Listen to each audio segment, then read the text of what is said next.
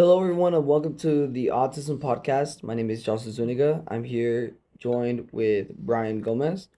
And how are you doing, man? You doing okay? I'm doing just fine right now. So, I'm just gonna ask you a couple of questions if that's okay with you right now. Mm, So, what has been your experience as a teen with autism? Like how would you describe your experience? Honestly, it's kind of hard to explain because sometimes it can be embarrassing because sometimes you can do something that other people see as weird, which causes you to feel like you stand out from the bunch. Do you think that standing out is like particularly a bad thing? Sometimes, because most of the time you just want to feel like you fit in, but then sometimes you do something that other people will start staring at you after. They're just eyes of disgust and stuff like that. Sometimes. Well, that's why you got me. I'm your friend. Friends, we good? We chilling? So, when it comes to communicating, do you have any problems with that? Like, is it a challenge for you to communicate with like students, teachers alike? Me personally, sometimes it can be challenging because sometimes it's just hard for you to talk to somebody because sometimes it can get to you and then you can feel starting to feel awkward towards talking to somebody. So that sense of like, I don't want to come off as awkward limits you from trying to talk to other people. Mostly, yeah. It's all good. Like, there's a lot of people that with some forms of autism and anxiety. Like when I talked to you as a friend, like I didn't even know you had autism. I just thought you were like a little inclusive. But it's all good. My thoughts of you they don't really change knowing that you have autism because all in all, you're still chill. You're the same Brian that I know, and you're just a really cool dude to talk to. So I enjoy your company. Thank you. So, have you ever experienced or do you experience sensory overload? Sensory overload, sometimes when it's a specific noise, A specific sometimes. noise like a crash or like a cymbals together It's or recently for me, usually when they start basically using the well, what are you trying to describe? oh, it's the broom. Usually, when they use the broom to clean, the noise can sometimes be irritating. Oh, the when The psst, psst, yeah, when they're sweeping the floor. Oh, okay. So like little noises like that can irritate you at some point. yeah. Are there any other noises that are similar? At the moment, not really, because that's the noise I sometimes constantly hear. But other noises that they're so infrequent that they're kind of like eh.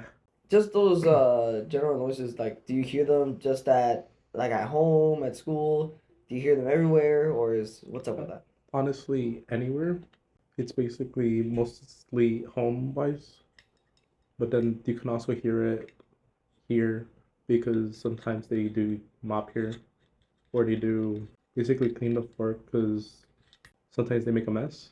When you're experiencing sensory overload load, sorry about that. Sensory overload, are there any ways to cope with it? Do you like listen to music? Do you try to block out the sound? Is there something you take? What is there like anything to counter it? Mostly just try to cover your ears, but you can also try to distract yourself from it. What is the one thing you would like to say about people with autism? Like anything you want to, like a special message you want to convey to people out there? It's it's okay to have autism because there's so many different levels of autism. Some are worse than others, but most of the time it's basically the same where your brain's just a little bit different, but that doesn't really change you as a person. That's nice to hear because you basically described the way I see you because we've been friends for a while. I see you chill. Do you like having autism? Like straight up, do you think the you'd be better with autism, or do you think if I could have the opportunity to, I don't know, maybe not have autism, would you take that opportunity, or would you stick with having autism? It's kind of a middle of both because it's kind of annoying at first, but once you get used to it in your regular day-to-day life, it basically just becomes a part of you. so it's not as bad as at the beginning where it's like, oh, I'm stranger than other people. Really? Like a bit of both? It's a bit of both. We can move on to some fun questions. Favorite candy? My favorite candy is Butterfingers. Favorite color? My favorite color is green. If you could take three things with you for on a stranded island, what three things would you take?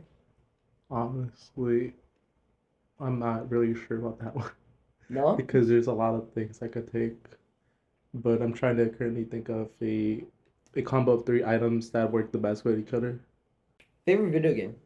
Um, my favorite video game might get make me get fun of sometimes You don't want because to. people usually see it as a childish game, but I kind of like playing Fortnite. Oh no, you're good, dude. Like I'm gonna be honest with you, like I actually hop on sometimes, but I've been having some technical issues at home. Yeah, So but other than that, it's pretty fun. it Like it is. gets updated every now and then. Who is the your favorite artist of all time? Any artist? Artists like music artists Yeah, music artist. Yeah, like or artists.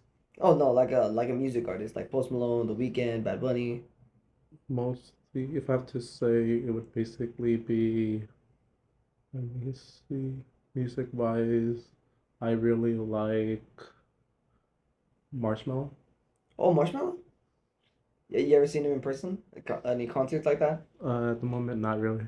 I'm pretty sure you know this already, but he's actually had a concert in he had a Fortnite event and it's in concert. Yeah, Yeah. I was there. I Yeah. bought his skin when it first released. Damn.